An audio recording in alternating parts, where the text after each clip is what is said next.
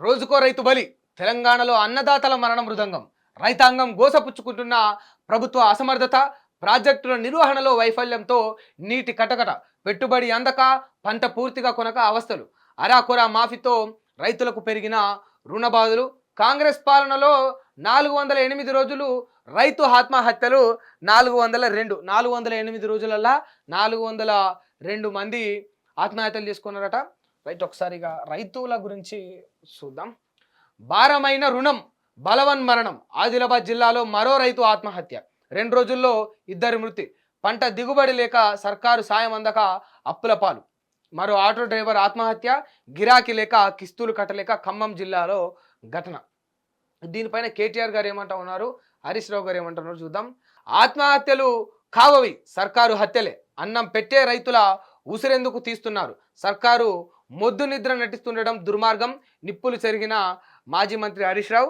రాహుల్ కండ్లుంటే ఇటు చూడు. ఆత్మహత్యలపై కాంగ్రెసు దగాకోరు ప్రచారం. 40% కూడా రుణమాఫీ కాలేనందుకే దేవరావు మరణోందతమే నిదర్శనమని కేటీఆర్. ఇక 40% కూడా కాలేదనడానికి ఈ యొక్క రైతు ఎవరైతే చనిపోయినారో ఆయన మరణమే నిదర్శనం అని చెప్పేసి వీళ్ళు అంటా ఉన్నారు. వాస్తవానికి జరగలేదు. 100కు 100% రుణమాఫీ అనేది జరగలేదు. ఇంకెవరైనా కాంగ్రెస్ నాయకులు జరిగింది అంటే దానికి నేను చెప్పను, రైతులు సమాధానం చెప్తారు. జరిగితే గిట్ల ఎందుకు చచ్చిపోతారు? 100కు 100% జరిగితే గిట్ల ఎందుకు చచ్చిపోతారు? దయచేసి ఇంకా కూడా మన యొక్క పాలనలో ఎప్పుడు రైతులు లేకపోతే నిరుద్యోగులు వీళ్ళ యొక్క చావులు ఏ ప్రభుత్వంలో లేవు, అన్ని ప్రభుత్వాలలో ఉన్నాయి. ఈ రైతులకు ఈ యొక్క నిరుద్యోగుల యొక్క కష్టాలు ఎవ్వరు కూడా పూర్తి స్థాయిలో తీర్చలేకపోయినరు. ఎవ్వరు తీర్చలేకపోయినరు. అదే ఒక పెట్టుబడిదారునికి ఏదైనా కష్టం వచ్చిందనుకో చిటికలో తీర్చేస్తారు. పెట్టుబడిదారికి ఏదైనా కష్టం వస్తే చిటికలో తీర్చేస్తారు. వ్యాపారస్తులకు ఇబ్బందులు ఉంటాయా? ప్రభుత్వాలలో ఉండవు. కార్పొరేట్ వ్యవస్థలకు ఇబ్బందులు ఉంటాయా? ఉండవు. పొలిటీషియన్స్కి ఇబ్బందులు ఉంటావా? ఉండవు. ఇబ్బందులు ఎవరికంటే సామాన్యులకు, ఆ రైతులకో లేకపోతే నిరుద్యోగులకో ఇటువంటి ఆటో కార్మికులకో వీళ్ళకే ఉంటాయి ఇబ్బందులు. వాళ్ళ సమస్యలు తీర్చమని మీకు అధికారం అంట కడితే కనీసం వాళ్ళ సమస్యలను కూడా తీర్చకపోయినా సరే అట్లీస్ట్ వాళ్ళ సావులనైనా ఆపండ్రి.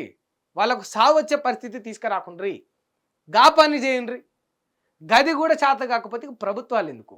నిజంగా ఉచిత బస్సు పెట్టడం మహిళలకు ఎంత మేలు చేసింది అనేది పక్కన పెడదాం. మనం ప్రాక్టికల్గా మాట్లాడుకోవాలి కొన్ని విషయాలు.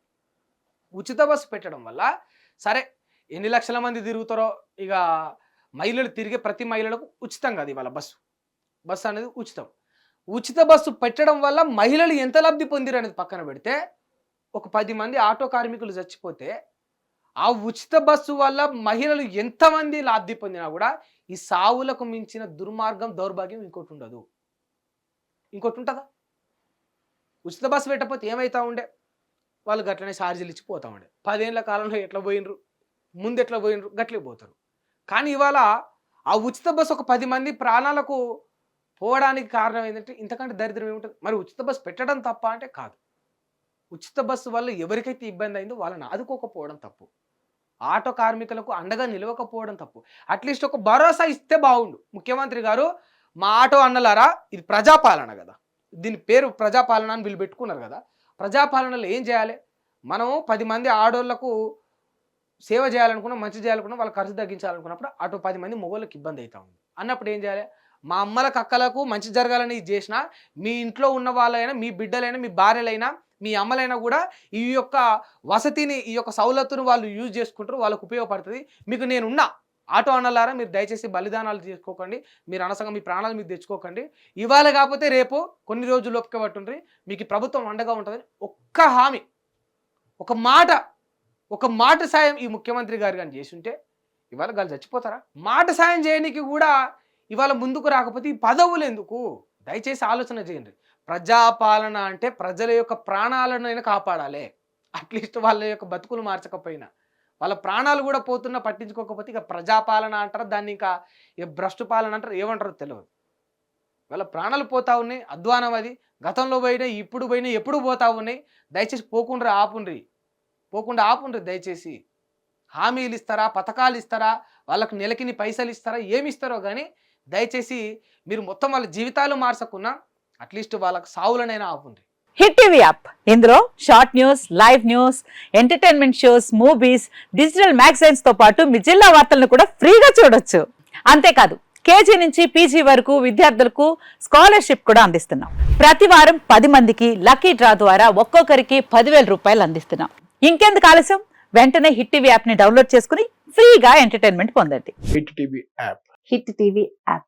Please download Hit TV app. Hit TV యాప్ని ఫ్రీగా డౌన్లోడ్ చేసుకొని ఎంజాయ్ చేయండి. మీకు నచ్చిన ఎంటర్టైన్మెంట్ కోసం హిట్ టీవీ యాప్ ని ఫ్రీగా డౌన్లోడ్ చేసుకుని ఎంజాయ్ చేయండి. హిట్ టీవీ యాప్ని డౌన్లోడ్ చేసుకుని ఆస్వాదించండి, ఆశీర్వదించండి. ఇంతమంది సెలబ్రిటీలు హిట్ టీవీ యాప్ ని డౌన్లోడ్ చేసుకోండి అని చెప్తున్నారంటే ఎంత మంచి యాప్ ఆలోచించండి. అమెరికా అమెరికా అమెరికా అమెరికాలో చదవాలనుకునే వాళ్ళకి విశ్వసనీయమైన పేరు మన శౌర్య consultancy. UK Law 1 Year Masters. UK Law 1 Year Masters. 2 years work permit up to 5 years visa. Contact Saurya Consultancy. Contact 89851 89851.